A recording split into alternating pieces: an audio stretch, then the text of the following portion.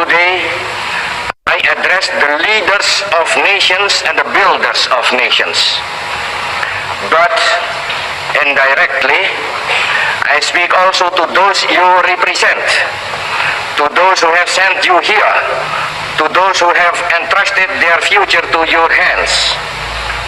I greatly desire that my words shall strike an echo also in those hearts, in the deep heart of humanity, in that great heart from which has been brought so many shouts of joy, so many cries of sorrow and despair, and so much love and laughter. Today it is President Sukarno who addresses you. But more than that, though, it is a man, Sukarno, an Indonesian, a husband, a father, a member of the human family.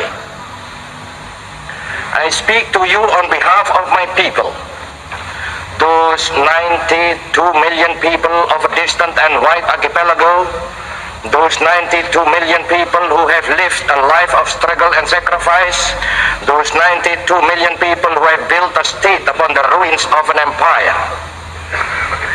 They and the people of Asia and Africa, of the American continent and the European continent and the people of the Australian continent, they are watching and listening and hoping.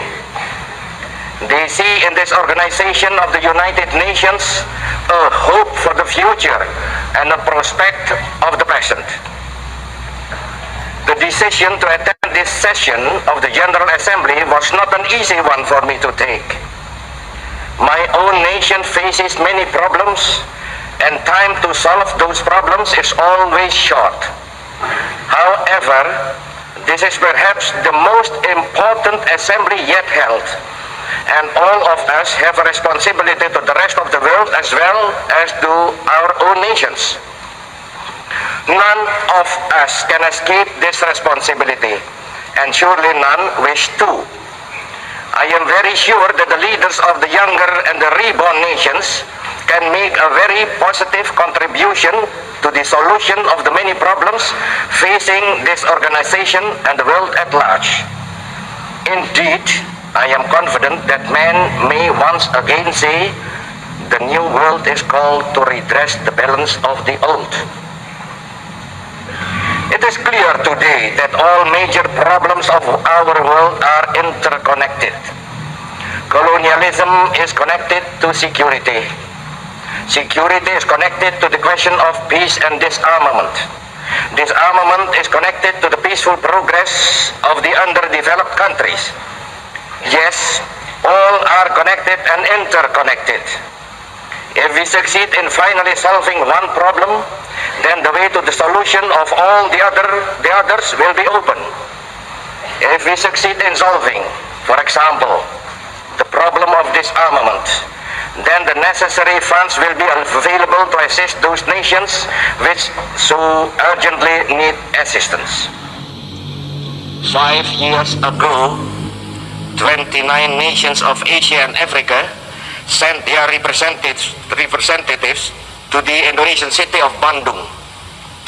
29 nations of Asia and Africa.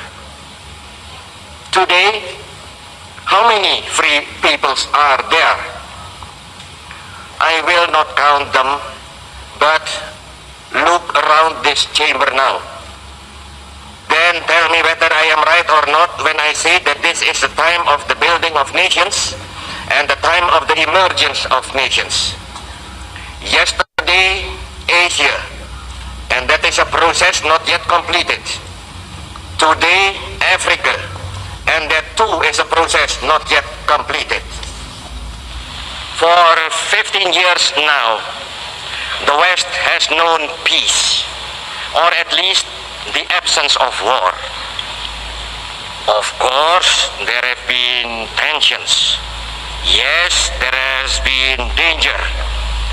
But the fact remains that in the midst of a revolution engulfing 3/4 of the world, the West has been at peace.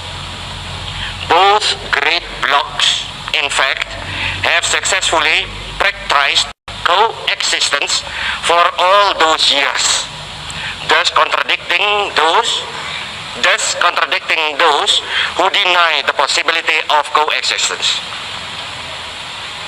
We of Asia, I repeat, we of Asia, we have not known peace. After peace came to Europe, we endured atomic bombs. We endured our own national revolution in Indonesia. We endured the torment of Vietnam. We suffered the torture of Korea.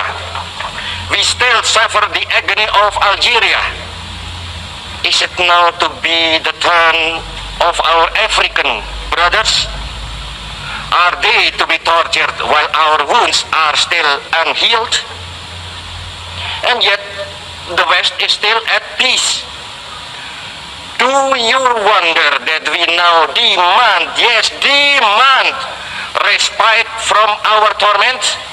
Do you wonder that now my voice is raised in protest? We, who were once voiceless, have demands and requirements. We have the right to be heard. We are not subject of barter, but living and virile nations with a role to play in this world and a contribution to make. Imperialism is not yet dead.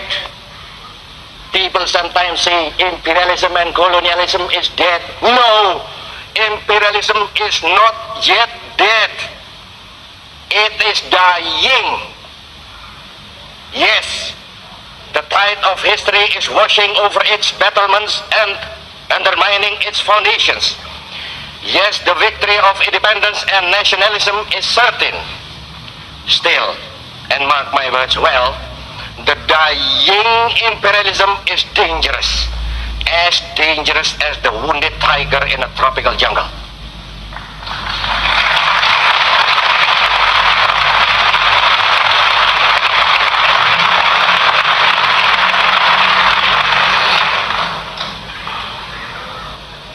I tell you this, and I am conscious of speaking now for my Asian and African brothers. The struggle for independence is always justified and always just. Those who resist that irresistible onward march of national independence and self-determination are blind. Those who seek to reverse what is irreversible are dangerous to themselves and to the world. Until these facts, and they are facts, are recognized, there will be no peace in this world and no release of tension. I appeal to you, please place the authority and the moral power of this organization of states behind those who struggle for freedom. Do that clearly, do that decisively, do that now, do that, and you will gain the full and wholehearted support of all men of goodwill. Do that now, and future generations will applaud you. I appeal to you, to all members of the United Nations, move with the tide of history. Do not try to stem that tide. Then it is the testing of those weapons. I know that there is scientific disagreement about the genetical effect of those tests. That disagreement, however, is in terms of the numbers affected. It is agreed that there are evil genetical effects. Have those who authorize the test ever seen the results of what they do? Have they looked at their own children and thought about those results? At the present time, the testing of nuclear weapons is suspended. Not, mark you well, not forbidden, but only suspended. Let that fact serve as a beginning then. Let that fact serve as the basis for prohibition of testing and then for real disarmament. Before leaving the subject of disarmament, I must make one more comment. To speak of disarmament is good. Seriously, to attempt the making of a disarmament agreement would be better. Best of all would be the implementation of an agreement on disarmament. However, let us be realistic. Even the implementation of a disarmament agreement would not guarantee peace to this sore and troubled world. Peace will come only when the causes of tension and conflict are removed. If there is a cause for conflict, then men will fight with pointed sticks if they have no other weapon. I know because my own nation did that very thing during our struggle for independence. We fought then with knives and pointed sticks. In order to make peace, we must remove the causes of tension and of conflict. That is why I spoke deep from my heart about the necessity of cooperation to bring about the final inglorious end of imperialism. Where there is imperialism and where there are simultaneously armed forces, then the position is a dangerous one indeed. Again, I speak from experience. That is the situation in West Irian. That is the situation in the 1/5 of our national territory which still labors under imperialism. There in West Irian, we have imperialism and the armed forces of imperialism. Bordering that territory, our own troops stand guard by land and sea. Those two bodies of troops face each other. And I tell you, that is an explosive situation. Very recently, those young and misguided troops who were in West Irian defending an outmoded conception were reinforced by an aircraft carrier, the Karl Doorman, from their remote homeland. I tell you that then the situation became positively dangerous. I tell you in all seriousness, the situation in West Irian is a dangerous situation, an explosive situation. It is a cause of tension and it is a threat to peace. General Nasution is not responsible for that. Our soldiers are not responsible for that. Sukarno is not responsible for that. Indonesia is not responsible for that. No, the threat to peace springs directly from the very existence of colonialism and imperialism. Remove those checks to freedom and emancipation, and the threat to peace disappears. Eradicate imperialism, and the world becomes immediately and automatically a cleaner place, a better place, a more secure place. Build the world fit for the dreams and the ideals of humanity. Break now with the past, for the day is at its dawning.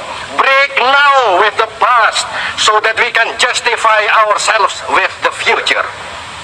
I pray God Almighty will bless and guide the deliberations of this assembly. I thank you all.